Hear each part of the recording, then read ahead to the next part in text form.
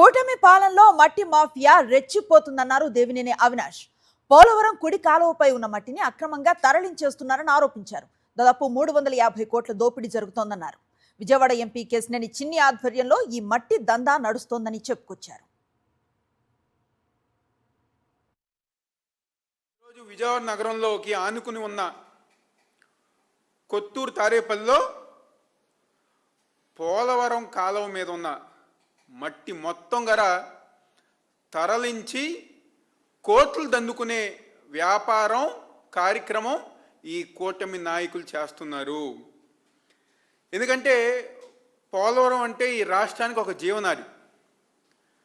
అలాంటి పోలవరంలో కూడా ఆ ప్రాజెక్టు మీద కూడా ఇష్టం వచ్చినట్టుగా మట్టి దండా చేసి లారీలు మట్టి ఈరోజు తవ్వుకునే కార్యక్రమం ఈ కూటమి నాయకులు అందరూ గారే చేస్తున్నారు.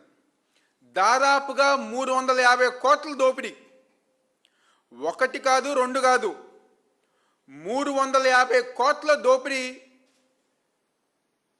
విజయవాడ పార్లమెంట్ సభ్యుడు కేశినేని చిన్ని ఆధ్వర్యంలో ఈ మట్టి దోపిడీ జరుగుతుందని చెప్పి ఈరోజు వైఎస్ఆర్ కాంగ్రెస్ పార్టీ తరఫున మేము అందరం చెప్తున్నాం.